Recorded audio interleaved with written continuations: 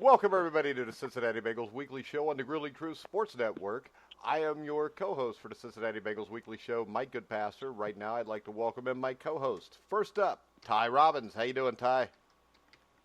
What's going on? Well, let me just say it is really, really, really hard to be a Bengals fan right now.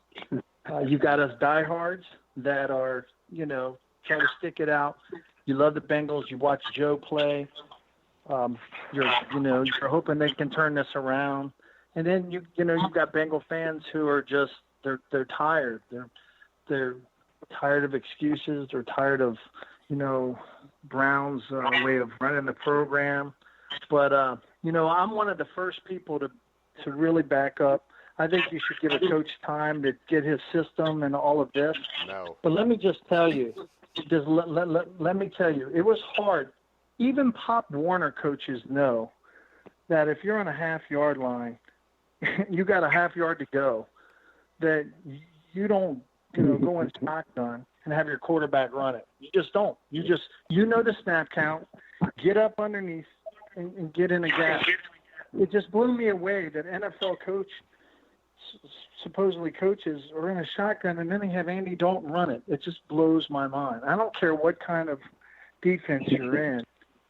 That's not a hard one to figure out. Right, Joe? Oh, well, come on. We got to introduce Joe. You did much better on the introduction now. But then you introduced Joe. All right. Yeah. I want to introduce number 58 from the Cincinnati Bengals when they didn't suck, Joe Kelly. Go ahead, Joe.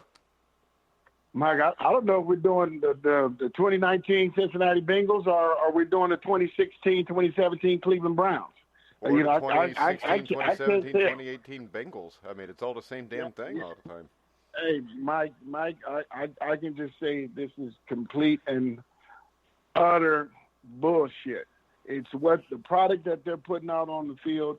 I know the guys. We all see the guys. We know they have guys on that team that are not just guys. They have guys on that team that have proven that they are really good caliber, and some great caliber NFL players.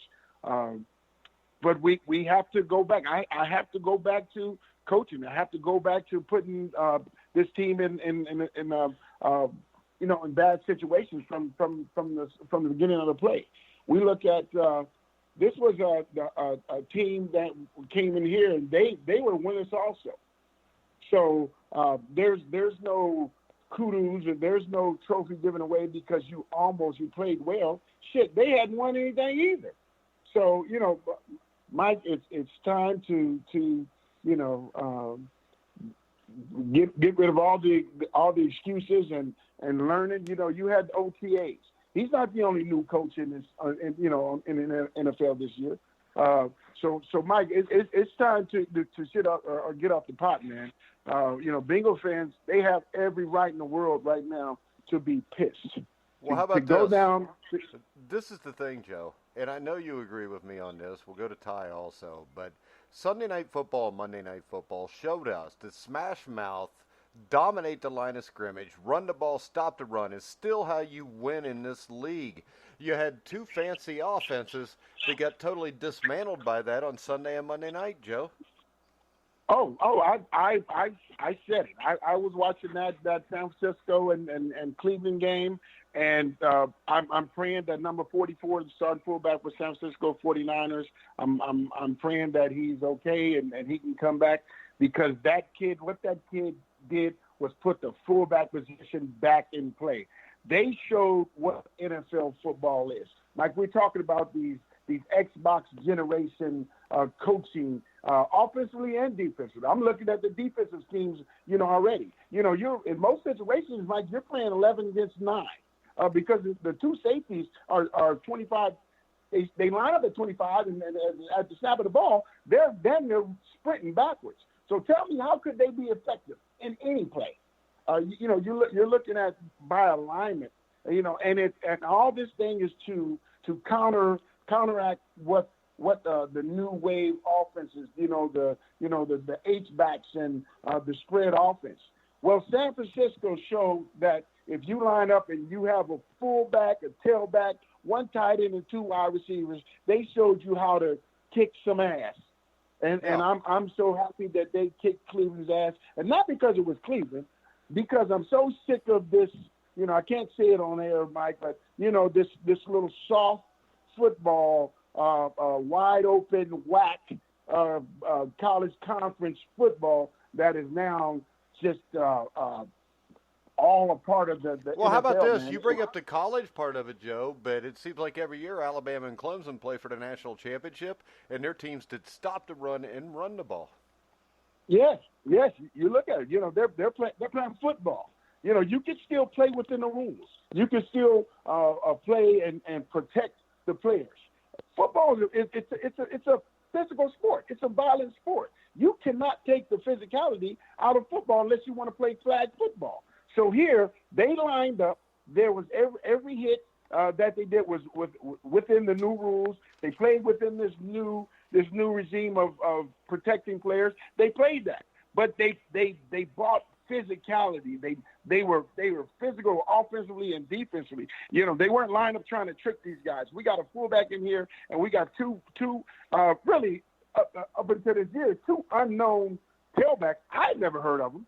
But these guys are running like Pro Bowl type running backs, But it's back to showing you how you can go back to old school football and really kick ass of this new wave defensive coaches and offensive coaches. Well, how about this? I think sports in general has gotten a lot softer, and I respect Ty immensely from his ability to coach wrestling. And the one thing I do remember about Ty is the most important thing is toughness to Ty too, correct? Even if it's wrestling, you got to be the toughest son of a bitch out there to be able to win. Yeah, you got to be tough, and especially in the trenches, you know what I mean? And I'm going to tell you, I got excited when they finally started making holes for Joe Mixon when he was going up and he was getting yards. I'm like, finally, we're getting something together. But here's the difference. This is what really upsets me. I didn't play in the Super Bowl like Joe, and I didn't coach at a high level. I'm just a fan, and I've coached for a long time. And I know this. You, A, have to prepare, and B, you have to make adjustments on the fly.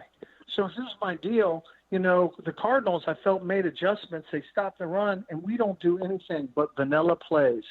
When Callahan, Van Pelt, and Taylor, I thought, they're offensive-minded coaches that they hired other than Marvin. Marvin was defense. I said, they're going to make changes. But I don't understand. If the Cardinals got beat by tight ends, got tore up the week before in tight ends, and you got Eifert and you got Uzomah, why don't you use them? Why? I don't know. If it worked, this is a copycat league. Why wouldn't you use them? But yet we don't do that. I don't understand that. I don't either. And the thing that stands out to me is this. A lot of fans will talk about, Marvin Lewis didn't make halftime adjustments. Zach Taylor doesn't make halftime adjustments. And, Joe, I think Ty just hit it. I think the halftime adjustment thing is overrated. You have to be able to make adjustments on the fly, which is even more difficult, and we have not seen any of that through any of these first 5 games. I don't know, Mike. Are they practicing during the week? I think we need to come out and we need to go up there, up there around the stadium and see if they're even practicing, because they're playing like there's no game plan. They're playing like, here, we're just going to show up on Sunday and we're just going to wing it. You look at the things that the other teams did against you and you couldn't stop. They're doing the same thing. Everybody's doing it. They seen how successful San Fran was, so they're imitating it. Pittsburgh seen what San Francisco did. They imitate. The Cardinals. You look at. You think we would go back and you're game planning, and you're seeing what is working against you. You see what the problems that other teams were causing the Cardinals offensively and defensively. As opposed to you change, like you said, you change on the fly. You can be a base 3-4 defense, and this week, guess what? We can play a 4-3. We can play a 5-2. We can play a 2-5. Based on what the other team is going to do to us. So we have to, from the onset, like I said, it's coaching. You lining up guys, and by position, before he even takes a snap, by position, the play is already successful because your guys are out of position. I don't know still if they're totally comprehending the understanding of what they're supposed to do. Yes, Joe. I was happy for Joe Mixon because we all know Joe Mixon he's one of the top young backs in the NFL. They were just playing. They were playing a winless team, so our offensive line wasn't kicking ass. No, he was just there was small breaks and he was getting through the line. I still saw horrendous offensive line play. Period. I still saw defensive guys totally out of position. I've seen guys blowing coverage. When you're pass rushing, you have pass rushing lane assignments. When against the run, everybody has a gap, Mike. In the NFL, like you said, you'll get beat.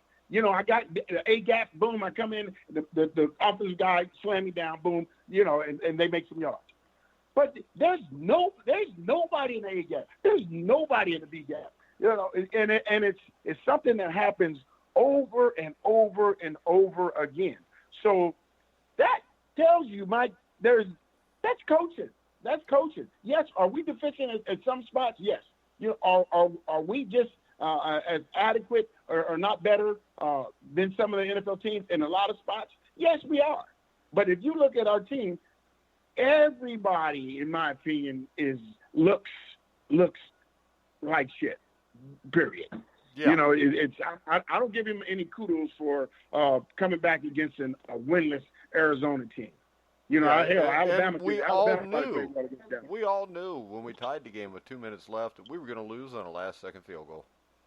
You can't give them that much time. That's too much time. Well, actually, anything more than 10 seconds is probably too much time against our secondary. Yeah, you saw the defense crumble. You knew that they were going. There's just too much time. We've seen it time and time again. We've seen it in Seattle. Yeah. So, I don't know. You look at defensively, that last drive. Okay, we go down the score. Okay, bow. We're happy. And we go down. Look at by alignment. The safeties are 18, 19 yards lined up off the ball, before the snap of the ball. The linebackers are lining up 6 or 7 yards deep. The corners, 3rd and 8. Cornerbacks, you're lining up at 9 yards, and you're backpedaling. You're making it easy. You're making it easy for them to, this is 7 yards, 8 yards, 6 yards a while. By alignment, it's when are we going to do something different? When are we going to realize that, first of all, okay, our front four is not getting there. Let's do some games. Let's send somebody.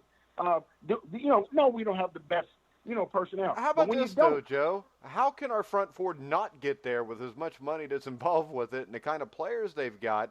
And the thing that I take away from it is we're still dropping, because we're only playing with 2 linebackers, we're still dropping D ends and even Andrew Billings in the coverage sometimes. Oh my God!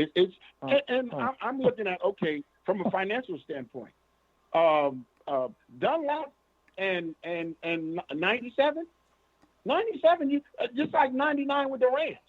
He might come out for a breather. That means you get a play. Why is this guy sitting? Your toughest guy. Why is he sitting down an entire series? He's sitting out an entire series. Those are because financially, that's $100 million. Those two alone.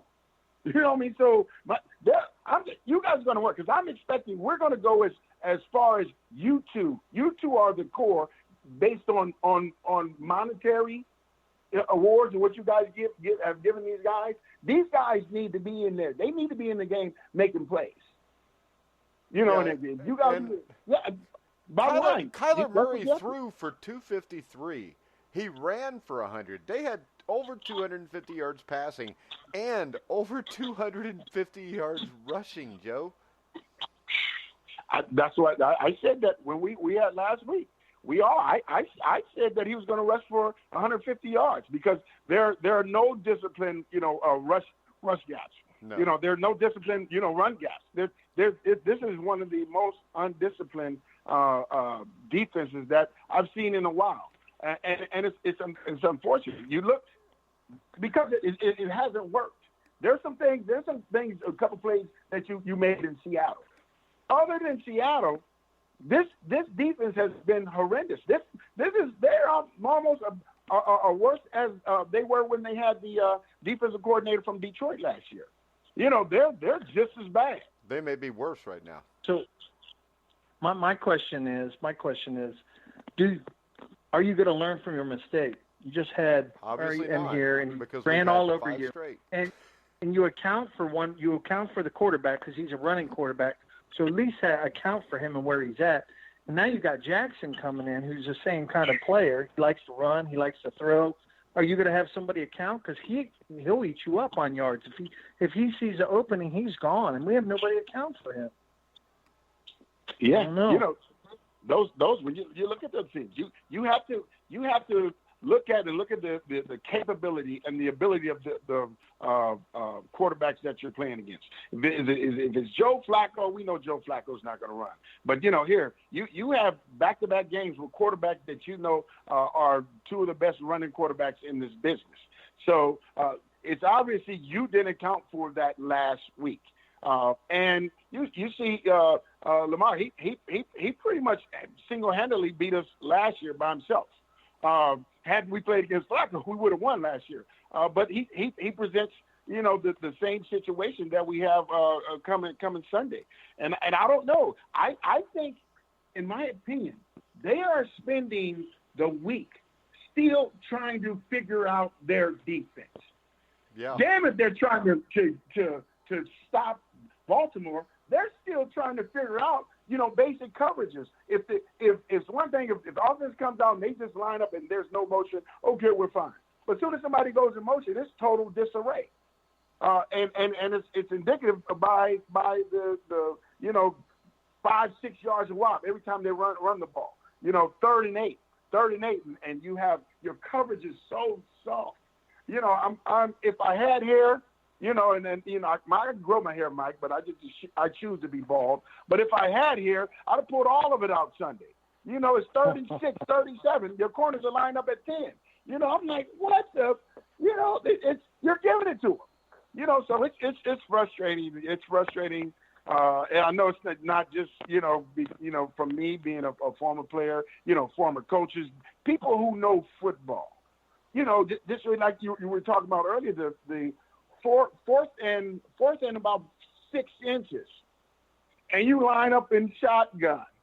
On what planet? On what planet? And then they ran zone read, but it looked like a zone read where it was designed for Dalton to follow Mixon. And I'm sorry, but 4th and inches, you want to hit those inches as quick as you can. You don't want to drop 3 or 4 yards back, take a snap, fake a handoff, then follow the freaking running back.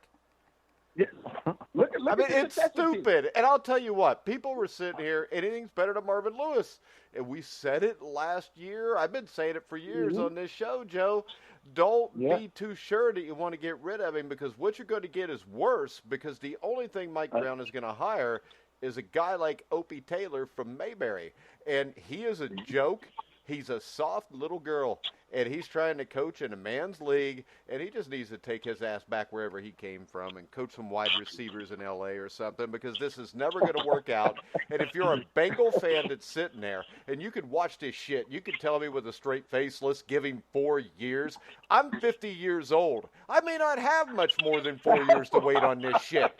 So let's get him out of here. Let's get an adult to coach the team, but the problem is this. We can't. Because Mike Brown's wrinkled-up turtle ass is never going to hire somebody that he has to pay or has to give some power to.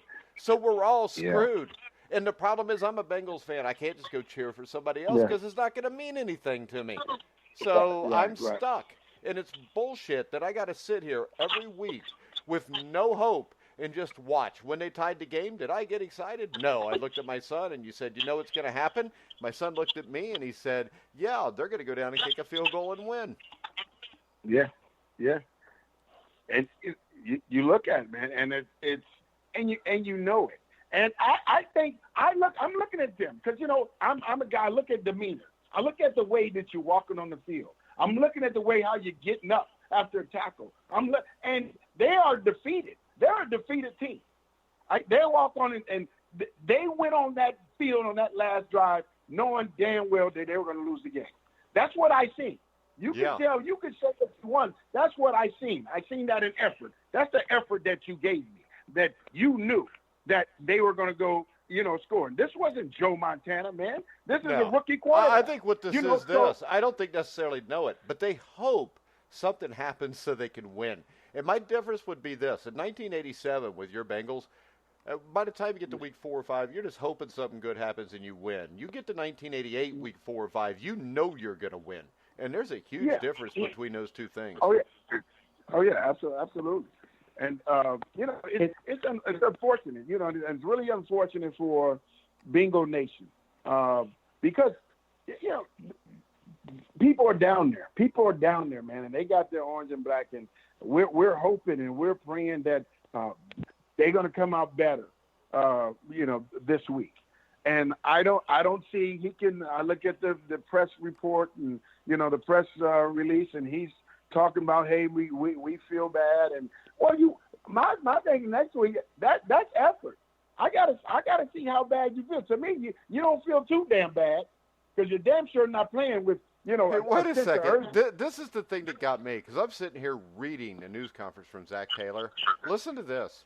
We've got to get that winning mindset back, and we've got to get back on track. When the hell have they ever had a winning mindset, and when were they ever on track this year under this dumbass? It just frustrates the fans. I know I go down there, I go to the games. I'm a diehard Bengal fan. And I see everybody that, they, like Joe says, they want them to win, but I don't understand. And the first week we did our podcast, I talked about, the holes that we have. Obviously, we have linebacker problems. Obviously, we have cornerbacks problems. Obviously, we have lineman problems. And I blame that. And I was like, well, we're pretty close. And then all of a sudden, I started watching some of the coaching decisions. When you got an Eifert, or you got a Bernard, or you got a Mixon, and you got these guys, but you don't use them. You sit them on the sideline. Hey, I know one thing about coaching. You better use your all-stars. You better use the people that produce. And yet, we don't do that, and we're vanilla. It's almost like what they're going to do. They don't do anything. I thought they were going to change. They were very vanilla during the preseason, like most teams are, and I thought, wow, we're going to really see some offensive-minded plays, set up some screen. And then nothing. I was like, are we still in preseason? How about this, Ty? Let me ask you this. During which game early in the season were you sitting there and you thought, on that first podcast, Mike was dead on? All right. Rub that in. But I did. I said 2-14, and now I'm thinking maybe I picked too many. And the sad thing is this. This is a division that is absolute trash right now, and 7 or 8 wins will win it. Yeah. I mean, you look at it, Cleveland's a mess. Yeah. I mean, they're poorly coached. Yeah, I mean, Baltimore's a mess. Pittsburgh's a mess. I mean, they got a guy named Devlin starting at quarterback, or Devlin. And I'm still waiting to see what's going to happen in the next week or two. Is AJ going to be a Bengal? Are we going to ship him off? Are we going to start cutting the team up like Miami? Like, I don't even know if they got a game plan for that. They don't. Yeah, so they don't. You look at now all of a sudden you're on 5, and now the AJ Green rumors are starting. First of all, if you were going to trade AJ Green, you should have done it early. Trading AJ Green right now brings you what? You're 0-5. If you go get a formidable offensive tackle, you're gonna trade AJ Green in the first round pick, and you're giving away, a bona fide superstar for what? Because the way you're playing for next year. We're playing for 2020. In the play calling, in my opinion, in the approach, you're playing, this season, unfortunately, because I think we would see signs. We would see different defensive schemes. We would see them. You talk about, utilizing, Eifert, Giovanni, putting out. Look at San Francisco. The 2 tailbacks.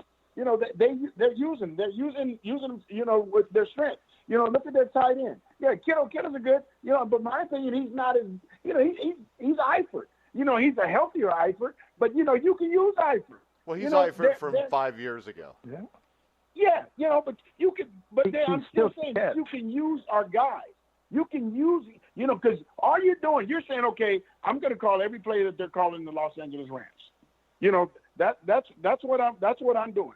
But we don't have the Rams personnel. We don't have Cooper Kupp and Todd Gurley No, and you don't. So here, let's play to our strengths. And you don't. If unless I'm missing something, has any play calling, third and short, first and 10, second and short, second and long, has anything changed? No, they're still trying to do the same thing. There's no changes. Same thing defensively. Or do you see changes? Because you have to see changes week to week. You have to. That's the only way you can be successful. Because everybody's going to attack your weaknesses.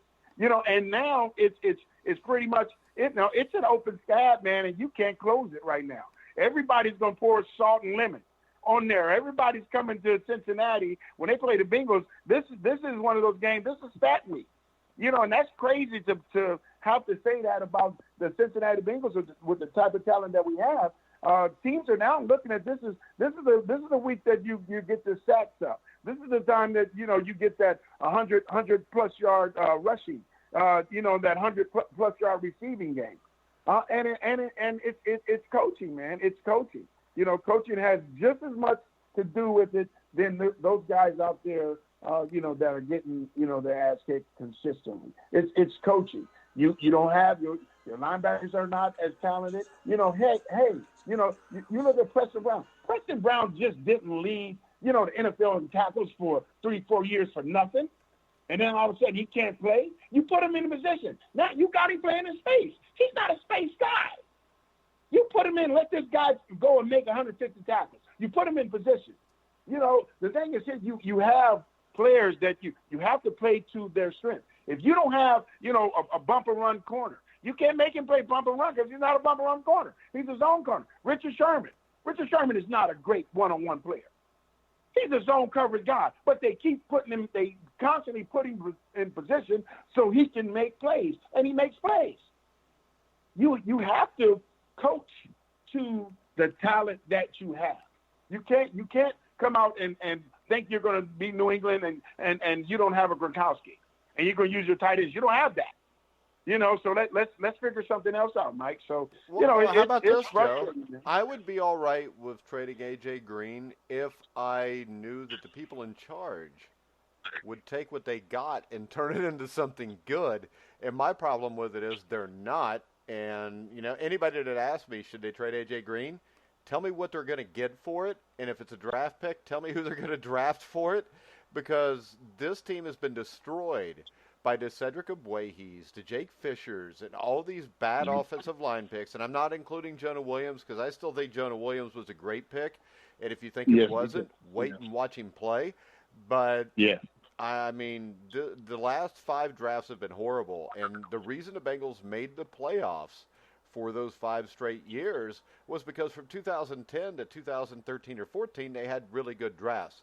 Now they don't. It's biting them in the ass, the fact that they don't have anybody that knows what the hell they're doing this. So I basically have no hope at all, Ty. How about you? Well, I was just stopping thinking, if we didn't get Jonah Williams and we would have got Devin Bush, like Joe said, we wouldn't have put him in a position to make the plays. Devin Bush, to me, is a guy that could have only fit in about 5 defenses in the NFL, and the perfect fit was the Pittsburgh Steelers, and this is what Joe's talking about. They went out and they got the perfect guy to plug into their defense that could do what they wanted, and now he's a great linebacker, and their defense is immeasurably better. If we would have had Devin Bush, we'd have probably put him at outside linebacker, maybe made him a safety. But you look, okay, if we had people, because there are a lot of people, we should pick that. Okay, you have Devin Bush. So the type of defense we run. So we don't. Devin Bush is lining up outside. He's not lining. He's rushing the passer. We don't have that position. That's for our defensive ends. You see, he would have been playing the same place, where Nick Vigil is playing. Sometimes Preston Brown. That's where he went. So yeah, and he wouldn't have been as good as those two in that defense, I don't think. No, he wouldn't. Because that's not, the kid from North Carolina State. The kid, he had his hand. He was 3-point stance rushing the passer in North Carolina State. You got him coming in, and he's inside. He's not. That's not what he is. Hey, Joe, we wasted Vontaze Burfict and didn't play him at his best position, middle linebacker, for almost a decade. Yes. And these are the coaches that are they're trying to be show everybody how smart they are, and I got this, and I'm putting them in here, and I'm going to create this position. No, I can tell you historians of football, guy named Pat Swilling. He and I came out together in 1986. Hey, you know what? And Pat and I played in the Senior Bowl together. And Pat was they had him outside linebacker in the 2-point stance, dropping. And I'm looking at him, and I didn't think he was. I was like, whoa, he's supposed to be really good. And because I'm looking at him looking like he's dropping back, trying to defend the pass with 2 left feet. He went to New Orleans and they had the combine. We were dropping back inside. They were moving all over the place. I said, oh, no. They put him in a 3-point stance, which he did at Georgia Tech, and that dude had a Hall of Fame career. He kicked ass for over 15-plus years. Same thing with Chris Dolman. Chris Dolman, I think the coach drafted him. They had him out of position. He went to Minnesota. They put him in a 3-point stance, and boom, Hall of Fame. So you got to if you draft a guy, the guy you're looking at on film and the position he's playing, that's what you see. So you put him here, and you expect him to be something that he's not. And I think we've done too much of that, Mike. Yeah. All right, Bengals-Ravens this weekend. What do you think, Ty? What's your prediction? I think the Ravens 24-7. And that's being you sound a little down, Ty. Damn, I brought Ty down. I drug both you guys down with me, didn't I? I'm sorry. What do you think, Joe? Well, you look at, and Mike, for the last couple years or so, I've been picking my guys. I've been picking with my heart. I can't do that anymore.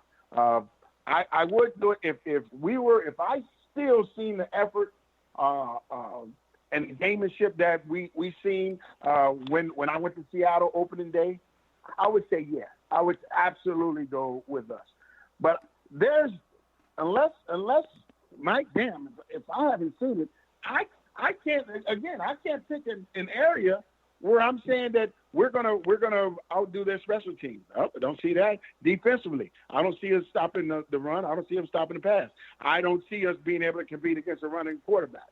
Offensively, is Joe going to be able to gas the Baltimore Ravens like he did? Maybe. The Ravens defense has not been that good this year, and you lost your leader in Terrell Suggs. So yeah. I think the Bengals will be able to score points. I just don't think they'll be able to score enough of them. Well, I'm looking at Lamar. I'm looking at him just totally picking us apart. I'm looking at him consistently converting third downs with his feet, and I'm looking at unfortunately, man, another an 0-6. I don't even think it's going to be close. I think they came back on a Cardinal team that really was not that good. And I'm looking at Ravens 31, Bengals 14. And it's killing me to say that, but I got to see something. I got to see something to try and at least predict a close game. But unfortunately for Bingo Nation, man, and Who Dey Nation out there, we got to put our boots on, man, and tighten up and. We just got to ride it out, man. We got to ride it out. We're not. What we're going to cheer for? Pittsburgh, Cleveland? No. So I hope they prove my ass so wrong. That somebody can come on and say, yeah, Joe, you don't know what the hell you're talking about. I pray that it happens, but Mike, I doubt it. Yeah. All right. I'm right there with Joe too. I agree. It's hard. It's hard. It hurts your heart to vote against them. Because it doesn't to me anymore. Because I'm more apathetic than anything right now. I defended his team for so long that I'm just done until they show me something. I'm going to say Baltimore wins this game 41-17. Yeah, Mike, you are pissed. I'm not pissed. Yeah, I just big look big at it. impact. All I know is this. They've got a couple average running backs, which should probably be able to run for 200 yards. Lamar runs for 100. Yeah. And then remember this. Lamar, when he plays piss-poor secondaries that can't cover, throws for a lot of yards. So this could get ugly quickly. And I don't think Lamar's that great of a quarterback yet. I think he could develop into one, but he's going to beat us with his feet, and the threat of his feet is going to make it so he's throwing the wide-open wide receivers. We're going to get our ass kicked. All right, any final words, Joe? Yeah, you know what? I'm a little more. I've left a little more empathy, I think, Mike, than you. I'm not voting with my heart. You know the difference, Joe? I've been a Bengals fan since 1968. You weren't until you got here. Yeah. So I had like an extra 18 years of shit.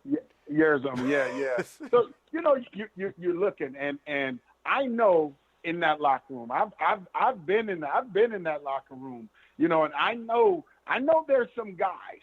I know there's some guys that it's killing me.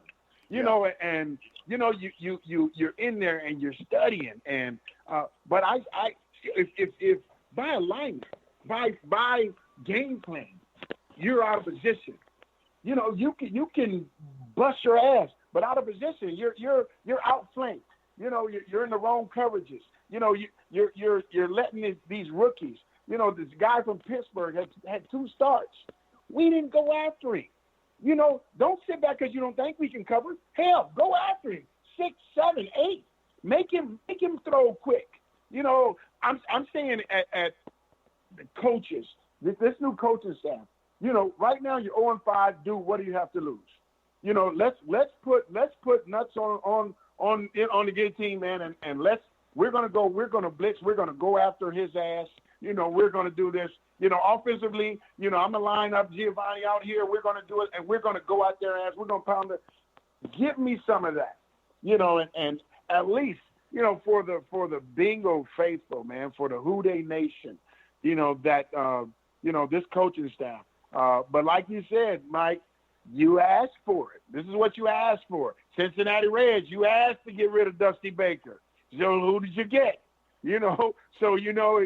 With the Reds, Joe, I think it probably had more to do with getting rid of almost the entire team except for Joey Votto. Yeah. I mean, that's exactly what they did. But, you know, it's unfortunate, man. You know, I'm gonna watch it. I'm gonna be tuned in at 1:00, and I'm gonna hope for, you know, big plays, because I know we have some big plays in us. And I'm just curious to see how we line up and how we're going to attack, are we going to spy Lamar?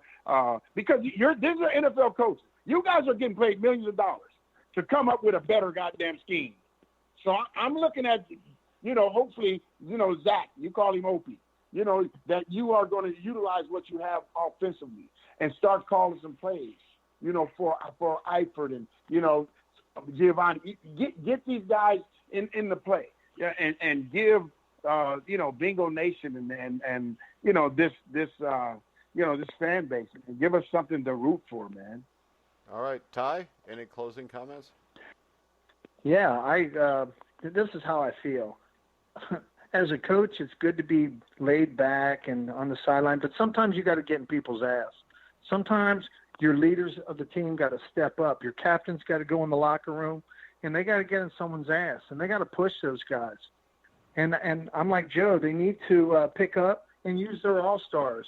They need to make adjustments, because I'm a huge Bengals fan. I take a lot of shit from a lot of people for being a fan, and I would love for nothing but to prove me wrong and to go out and win, because my wife's family's from Baltimore. I take a lot of crap from them. I got to see a lot of purple. And I want to see some adjustments. I don't want to see the post-press conference like, well, we got to do better, and the team still believes it. We're over that. Post-game press conferences. Yeah, it does. It sounds a lot like it, and I'm tired of that. I know the fans are tired of that. What are you going to do differently? And then let's see it happen. Let's see some changes, right? Let's not go down to the wire and go, because let's face it, we got our ass kicked into the last 2 minutes of the game when we scored. But we didn't do anything in the first half. We didn't make any adjustments. We didn't do any kind of flair plays. I want to see something. I got to see something, and I want to win. And I want the Bengals fans to be like, oh, finally. But I don't know. We'll just have to see. But I'll be like Joe. I'll be there, warm, tuned in, hoping that they figure it out. All right, guys. Yeah. We will be back next Wednesday. The good thing is I just got a text, too, and they may have a better reason to play because this weekend, since it's close to Mayberry, Aunt B, Andy, and Otis, and Barney Fife are all going to be there sitting in attendance. So maybe Opie will want to have a good performance for his paw. All right, guys. Make sure you listen to all of our shows on iHeartRadio, iTunes, TuneIn, Spreaker, Stitcher, Spotify, wherever you hear podcasts. You'll find the Grueling Truth. So for Ty Robbins, Joe Kelly, I'm Mike Goodpaster. You've been listening to The Grueling Truth, where the legends speak.